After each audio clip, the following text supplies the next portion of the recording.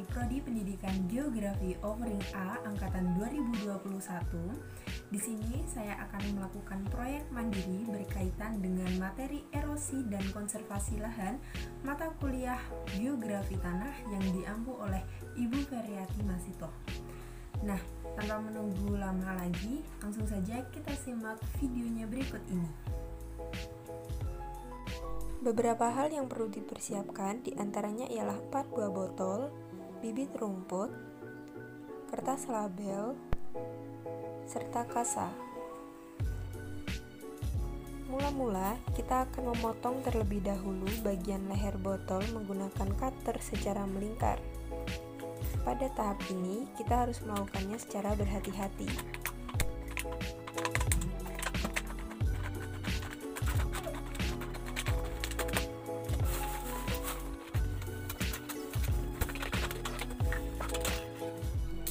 Setelah botol terbagi menjadi 2 seperti ini, maka langkah selanjutnya kita akan meletakkan kasa di bagian mulut botol.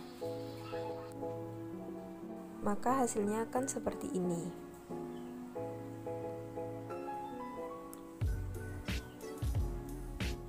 Lakukan hal yang serupa untuk ketiga botol lainnya.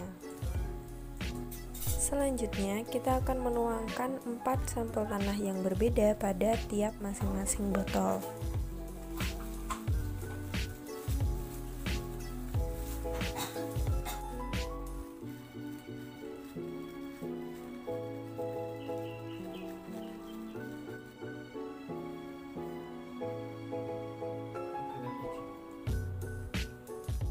Khusus untuk botol keempat, kita perlu menanam rumput di dalamnya. Jadi di sini saya menggunakan bibit rumput dan menyebarnya secara merata.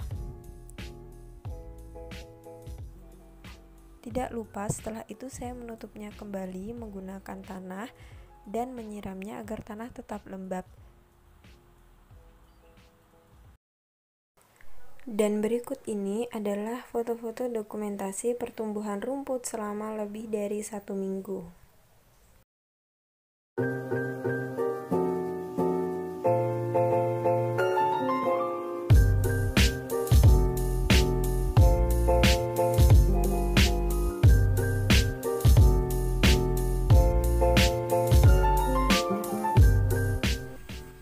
Pada percobaan pertama, kita menggunakan air sebanyak 200 ml yang akan kita tuangkan kepada sampel tanah berpasir.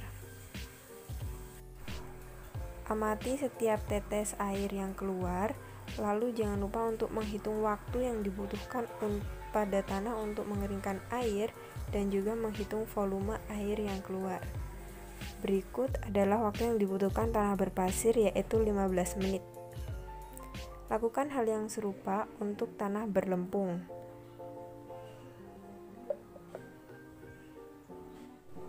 Amati waktu yang dibutuhkan serta volume air yang keluar. Dan berikut adalah untuk tanah berlempung, yaitu 29 menit. Berikut ini adalah hasil uji coba untuk kedua sampel tanah pertama.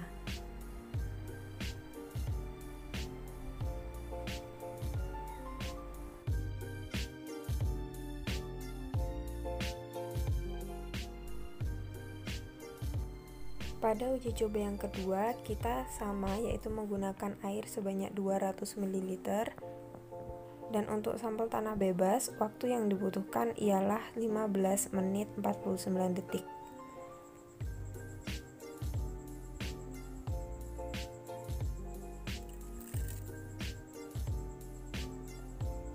Sedangkan pada sampel tanah bervegetasi, waktu yang dibutuhkan untuk dapat mengeringkan air pada tanah kurang lebih yaitu 9 menit 49 detik. Dan berikut ini adalah perbedaan volume yang keluar dari keempat sampel tanah yang diteliti serta perbedaan warnanya.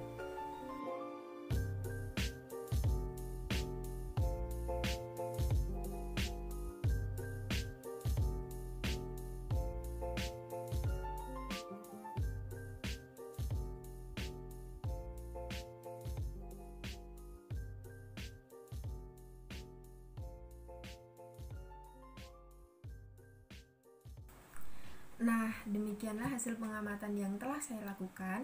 Jadi, berdasarkan percobaan tersebut, dapat diketahui bahwa masing-masing sampel tanah memiliki tingkat yang berbeda-beda dalam penyerapan air, serta volume yang dikeluarkannya pun berbeda. Jadi, berdasarkan hasil uji coba baik percobaan 1 maupun 2, yang sama-sama diisi oleh air 200 ml, ternyata terdapat perbedaan dalam setiap botolnya. Pada sampel tanah berpasir tentunya berbeda dengan tanah berlempung, di mana pasir ia lebih cepat menyerap karena pori-porinya makro sehingga cepat untuk meloloskan air. Namun demikian, tanah berlempung walaupun ia cukup lambat dalam penyerapan air, namun kemampuannya dalam mengikat air dalam tanah cukup baik. Sehingga dapat kita ketahui bahwa volume air yang keluar pada tanah berpasir lebih banyak daripada tanah berlempung. Hal ini karena tanah berlempung menyimpan cukup banyak air sebelum diloloskan. Kemudian sama halnya dengan percobaan 1, pada percobaan 2 kita dapat tahu bahwa sampel tanah bebas dengan bebas bervegetasi juga berbeda, di mana tanah bervegetasi ia volumenya cenderung sedikit. Hal ini karena air yang diserap oleh tanaman ia akan tersimpan dalam akar tanaman sehingga tidak langsung lolos begitu saja. Nah, berdasarkan penelitian ini kita juga tahu bagaimana tingkat erosi yang akan muncul sebagai risiko dari masing-masing penggunaan lahan tersebut. Jadi tanah berpasir cenderung memiliki risiko erosi yang cukup besar karena tanahnya mudah terkikis atau air itu mudah untuk meloloskan diri ke dalam tanah. Sedangkan tanah berlempung ia memiliki agregat yang kuat, walaupun tidak mudah menyerap air, namun tanahnya akan tetap kokoh sehingga sangat minim resiko untuk terkena erosi. Begitupun dengan tanah vegetasi dan non vegetasi, di mana tanah bervegetasi ia akan menahan tanah dengan perakarannya sehingga tanah tersebut tidak mudah untuk terkikis. Demikianlah yang dapat saya sampaikan. Apabila terdapat kesalahan dalam segi kata maupun penyampaian, saya ucapkan mohon maaf. Dan semoga dengan adanya proyek penelitian ini dapat menambah wawasan serta khazanah keilmuan bagi kita semua. Terima kasih dan akhir kata, wassalamualaikum warahmatullahi wabarakatuh.